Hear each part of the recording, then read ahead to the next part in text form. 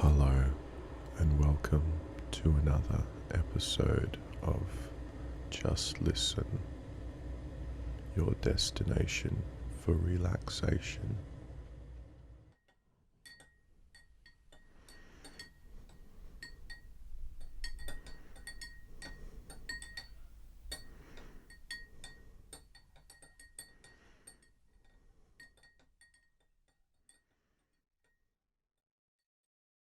Just the other day,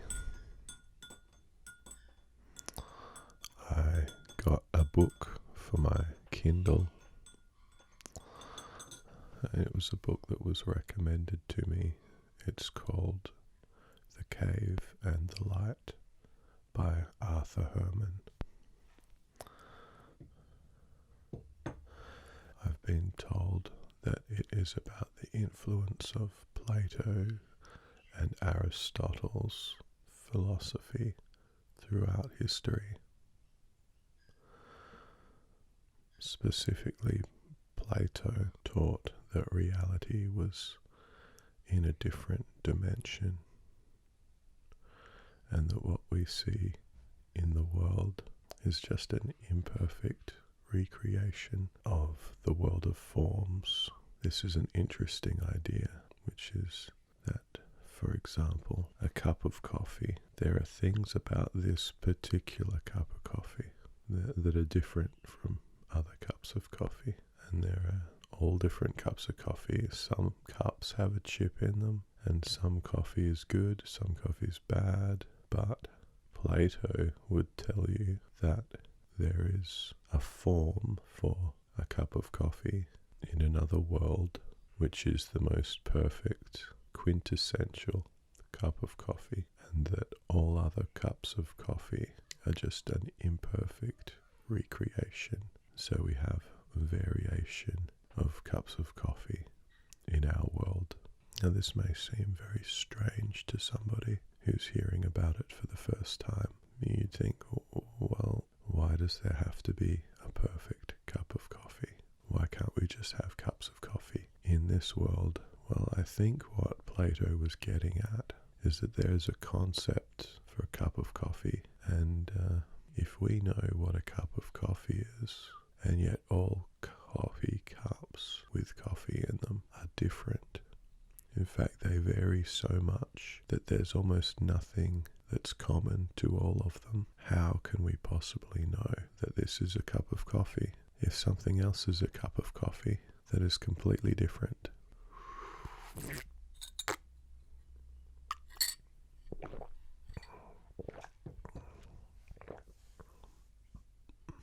I'm not sure if I've explained this question perfectly, but the question is called the problem of universals. I can see this coffee cup, but I can't see coffee cup in general.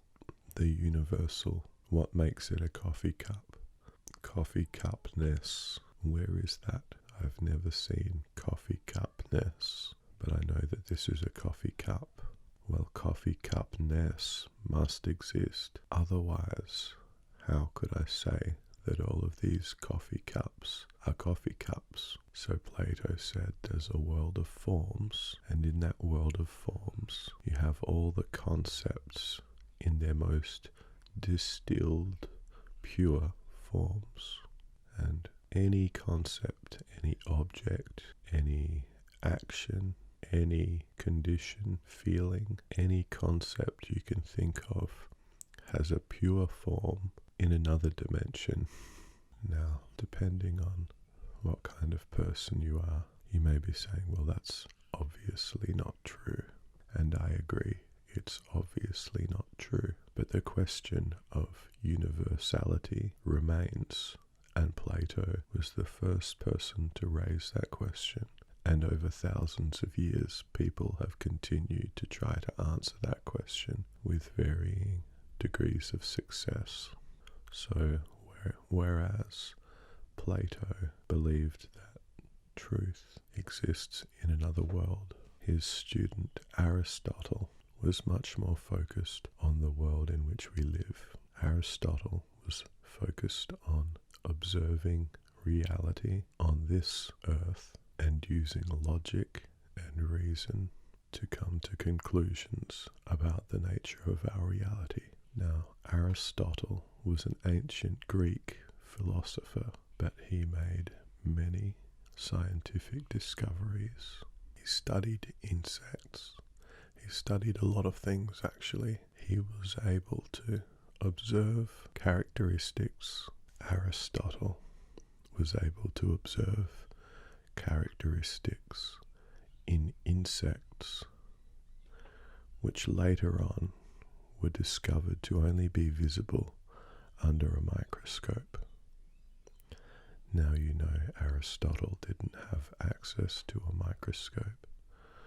So one way or another, maybe he had exceptionally good eyesight, and he was able to get the bug into a place where he could look at it very clearly. He was an exceptional mind, and so you have these two approaches to life. On the one hand, you have Plato, who looks to an alternate reality as the source of truth, and on the other hand, you have Aristotle, who looks at this realm that we live in, observes reality. So Plato broadly represents mysticism. Aristotle represents reason. It's very easy, with the benefit of the knowledge we have and our ways of making sense of reality, it's very easy to take all of that for granted, to take for granted the fact that reality doesn't contradict itself, and that we can use logic to deduce facts from a broad principle. And somebody not only had to discover the answer of these questions, but had to raise the question in the first place.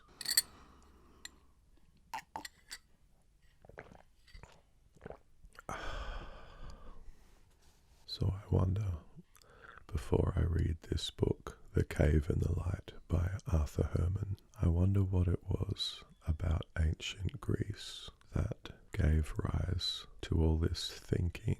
Was it just that there were brilliant minds that engaged in thinking and the rest just spread? Was there a cultural characteristic about ancient Greece that made people think where otherwise they could have just taken things for granted? I don't entirely know how it all started.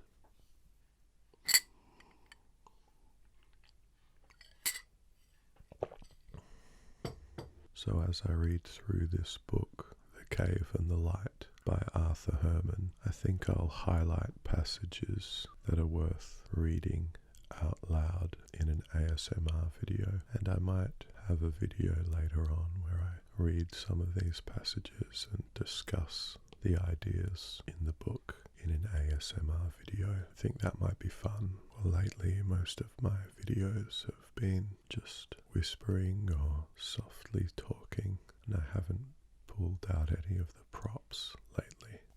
But I had an idea for a trigger. It requires a little bit of work, but I was thinking of making a comb out of wood and nails and carving the wood into a shape so as to amplify the ringing, so it would be like similar to a kalimba but more brushable. I think you really have to see it when it's finished to understand what I'm talking about.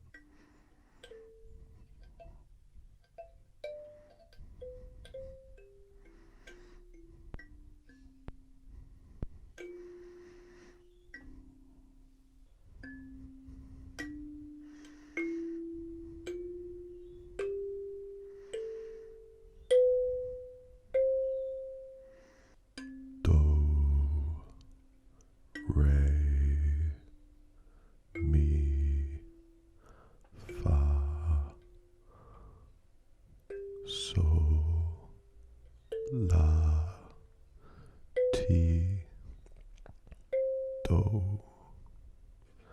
I find that a lot of the ASMR effect, for me anyway, it comes from a whooshing sound. What is the whooshing sound? Like a whoosh, whoosh, like right now. brush my thumb across the tines and you can hear the notes. But above that sound, there's a much higher pitch whoosh, like a whoosh, whoosh, whoosh. And I found when I would run my fingers along the head of a drum with a microphone really close, I could get that whooshing sound.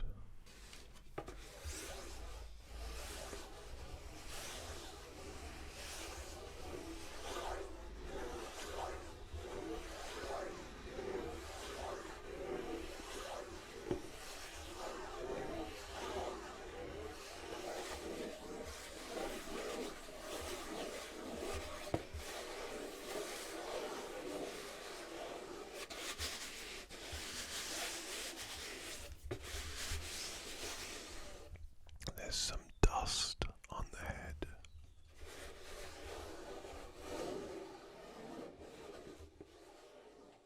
You can get a whooshing sound out of almost anything you can run your fingers along.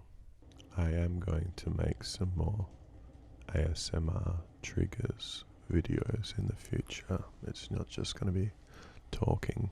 There's also going to be some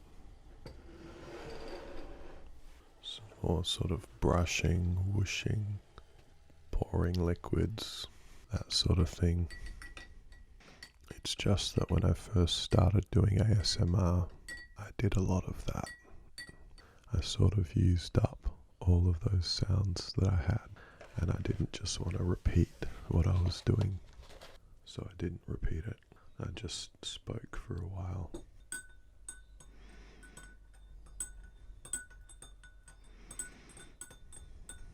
Okay, I'll do some deep breathing and then I'll say goodbye for now. Okay.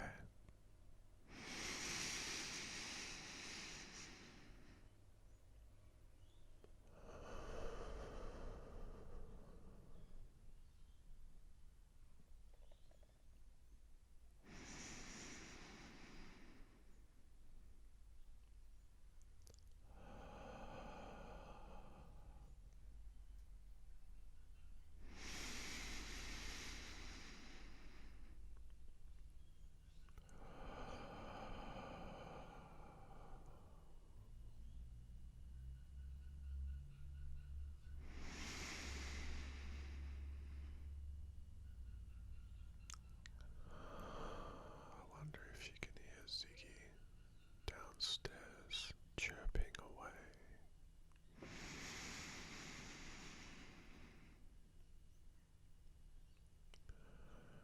He's probably wondering when I'm gonna come down and give him breakfast.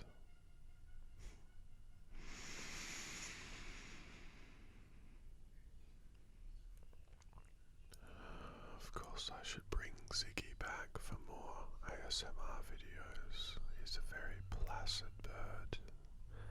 He understands when we're being quiet. So he's great for ASMR videos. Anyway, until next time, I hope you enjoyed this video. By Just Listen, your destination for relaxation.